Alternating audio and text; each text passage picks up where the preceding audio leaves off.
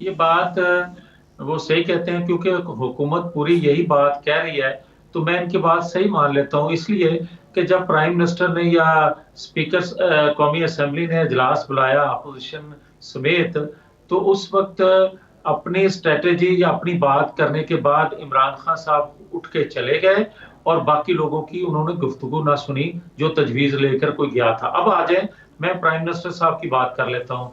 मुझे तो कोई फवाद चौधरी साहब से गिला नहीं है, क्योंकि ये अपनी, पब्लिक का ये उन पर खुद भी, उन पर खुद भी तनकीद किया करते हैं। मगर एक सेकंड फवाद चौधरी साहब, मैं इनकी खिदमत में ये अर्ज करूंगा कि प्राइम मिनिस्टर साहब कंफ्यूज हैं। किस बात पे? वो मिक्स कर रहे हैं दो चीजों को। वो लोगों की जिंदगियों को लॉकडाउन के हवाले से ताजर, मजदूर, किसान और मईशत को मिक्स करके बात कर रहे हैं। बात सीधी सी है, ये दोनों चीजें अलग हैं, मगर हुकूमत वक्त की जिम्मेवारी होती है दोनों को ड्रेस करना।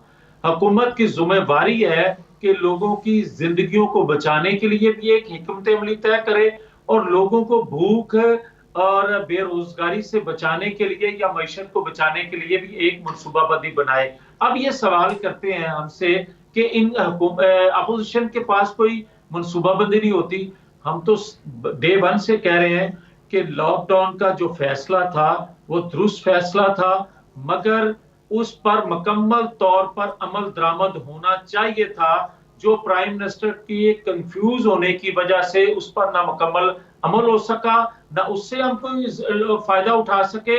और जो मईशत के हवाले से आज हम बात कर रहे हैं, लॉकडाउन की वजह से जो मईशत को नुकसान पहुंचना था वो भी नुकसान पहुंच गया। ना हम जिंदगियां बचा सके आपके कंफ्यूज होने की वजह से, और ना ही मईशत को हम संभाला दे सके। अब मैं ये अर्ज करता हूं कि इसके अलावा आज भी अगर प्राइम मिनिस्टर के पास, हम तो बिल्कुल तावन के लिए तैयार हैं। हम ये कहते हैं कि प्राइम मिनिस्टर साहब कोई वाजिया पॉलिसी दे कि इस तरह लोगों की जिंदगियां भी बच जाएंगी, और इस तरह लोग बेरोजगार होने से या मैशत जो आज जीरो की तरफ जा रही है, बिल्कुल खत्म होने के। वो डायरेक्शन आप लोग क्यों नहीं दे सकते? अगर आप समझते हैं कि प्राइम मिनिस्टर कंफ्यूज हैं, तो आप क्यों नहीं एक मुफस्सल प्लान कौम के सामने रखते, उस पर एक स्टैंड ले लेते कि ये जैसे आपने तेल की कीमत का कहा है, इसी तरह आप मस्जिद पे एक स्टैंड लें, इंडस्ट्री पे स्टैंड लें।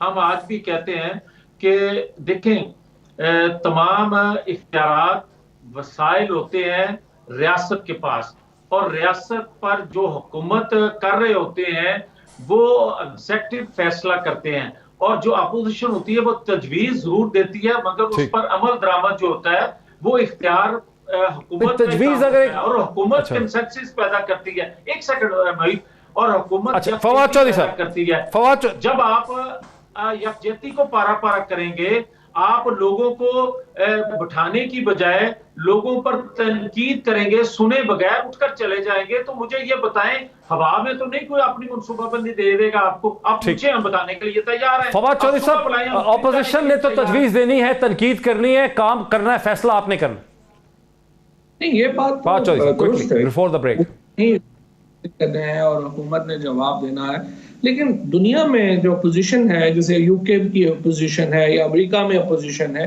वो अपने कम्प्रिहेंसिव प्लान्स लेके आते हैं। अभी भी आपने देखा जावेद लतीफ साहब एक सांस में उन्होंने कहा कि नहीं अगर वो लॉकडाउन हो जाता तो बड़ा अच्छा था, दूसरे सांस में उन्होंने कहा नहीं उससे मईशत को बड़ा नुकसान हो गया, एक सांस में उन्होंने कहा कि नहीं ये मसाजिद के ऊपर जो पाबंदी है ये होनी चाहिए थी मुकम्मल, दूसरी सांस में उन्होंने कहा कि नहीं ये जब आप कंस्ट्रक्शन इंडस्ट्री खोल रहे हैं तो मस्जिद को कैसे बंद कर सकते हैं। इसी तरीके से आपने शाहिद खान अब्बासी साहब को सुने, शहबाज शरीफ साहब को सुने, ये कहना कि इमरान खान उठ के चले गए थे तो इसलिए हम तजवीज नहीं देते, ये तो एक बिल्कुल बचगाना मौक़िफ़ है। आपने इमरान खान को तो कन्विंस नहीं करना, आपने तो लोगों को कन्विंस करना है। आप मोहित पीरज़ादा साहब के शो में आइए और अपना कम्प्रिहेंसिव प्लान दे दीजिए। आप रोजाना प्रेस कॉन्फ्रेंस करते हैं, अपना कम्प्रिहेंसिव प्लान दे दीजिए।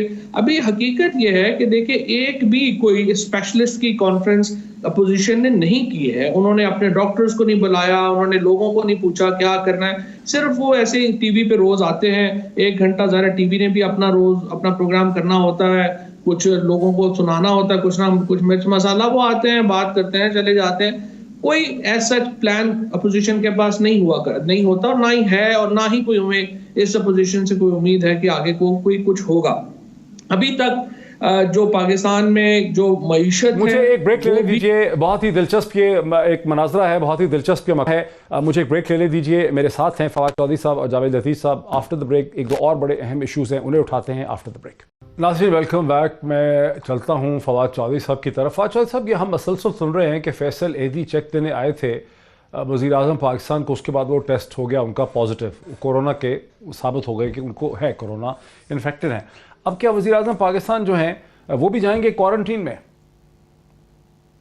बोरिस जॉनसन के? ये नहीं, अभी जो है वो आज कैबिनेट के बाद ही ये पता चला, और कैबिनेट के वक्त तक पता नहीं था कि ये मुलाकात हुई, लिहाजा काबीना में इसके ऊपर कोई डिस्कशन नहीं हुई है। लेकिन डॉक्टर फैसल सुल्तान ने बताया है कि प्राइम मिनिस्टर साहब जो है वो कोरोना टेस्ट करवा रहे हैं, और वो टेस्ट जो है वो मेरे ख्याल अब तक हो गया होगा, और कल उसका करवा लिया। तो ये डॉक्टर फैसल सुल्तान ने ये बताया था कि आज उनका टेस्ट जो है वो करवा लिया जाए।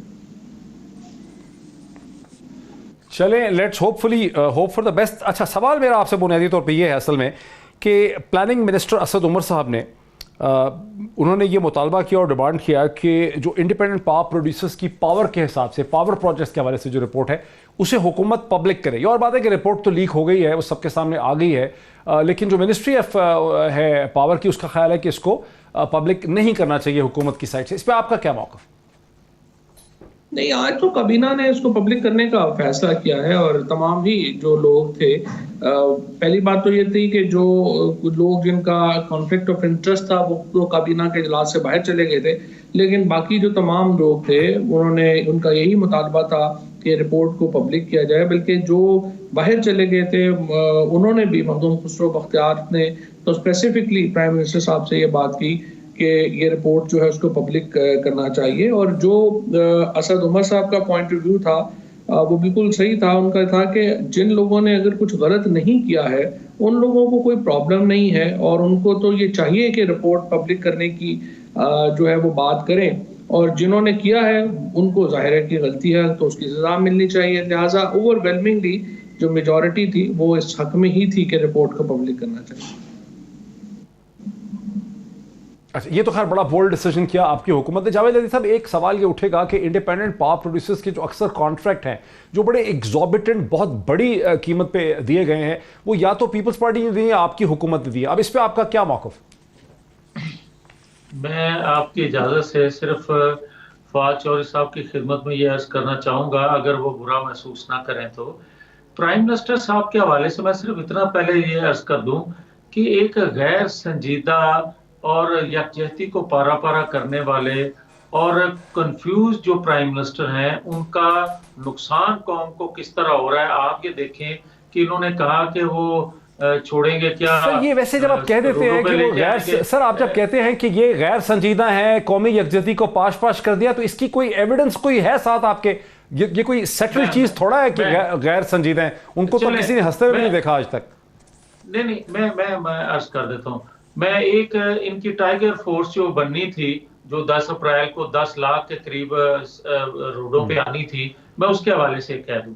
मैं ये कहता हूँ कि हमें आज इन्होंने बहुत से उस पर अदम तहफ़्फ़ुज़ या अदम एतमाद किया कि नौजवानों को हम पैसा नहीं दे रहे, कहीं वो खा ना जाए, या ये हम अपने नौजवानों पर कोई शक नहीं करते, कोई पैसे में करप्शन में वो इन्वॉल्व नहीं है। हमें तहफ़्फ़ुज़ात हैं वो ये हैं कि आप एक देखें कि मुल्तान में डॉक्टर 28 के करीब इस वबा से मुतासर हुए, इस काम को करते करते या लोगों की खिदमत करते करते। मुझे ये बताएं कि जो टाइगर फोर्स आप लेकर आ रहे हैं, जो किसी भी हिकमत अमली से आ रही, कोई उनके पास स्ट्रेटेजी नहीं होगी, कोई एहतियाती तदाबीर नहीं होगी और कोई रोड मैप नहीं होगा। उसके बगैर आप इतनी बड़ी फोर्स को जब आप झोंकेंगे, ये आप तो क्यों एस्यूम करते हैं कि रोड मैप नहीं होगा? क्योंकि बर्तानिया में भी एनएचएस की मदद करने के लिए उन्होंने 7.5 लाख लोग इकट्ठे हो गए, 2.5 लाख को हुकूमत ने सिलेक्ट कर लिया है बर्तानिया में। तो रोड मैप तो हुकूमत देगी ना उनको, कि नहीं देगी? डॉक्टर मईस साहब, जिनके पास असद उमर जैसे लोग हों और ये कहें कि ये मेरा ओपनर बैट्समैन है, और जो उसने 1.5 साल के अंदर अशर किया, ये है उनकी तरबियत का और ये है उनकी ट्रेनिंग तरबियत, तो उसके बाद आप टाइगर फोर्स से क्या आप तवक्को रखते हैं? ये छोड़े बात इसको। मैं एक गैर संजीदगी जो आपने कहा था ना कि अच्छा। प्राइम मिनिस्टर में नहीं है, मैं वो इजहार करता। अब आपने जो सवाल किया है पावर सेक्टर के हवाले से, तो भाई ये रिपोर्ट कब शाया होगी? ये तो रिपोर्ट आ चुकी, मुख्तलिफ अखबारात में ये छप चुकी। और मुझे ये बताएं कि आप 2008 से क्यों, उससे पहले क्यों नहीं पावर सेक्टर के हवाले से उस रिपोर्ट को शाया करते और वहां से उसको शुरू करते? और दूसरा मैं ये कहूंगा कि भाई साहब, हम आपकी बातों को संजीदा उस वक्त लेंगे जब आपने अपनी ही बनाई हुई रिपोर्ट जो है, अपनी हुकूमत के दौर में बनी हुई रिपोर्ट जो है चीनी गंदम के हवाले से, तो आपने उसका क्या असर किया है? बाकी लोगों ने अगर साबका हुकूमतों में ऐसा हुआ होता तो अब तक नैब जो है उनके अजीजों अकारब को भी गिरफ्तार कर चुकी होती।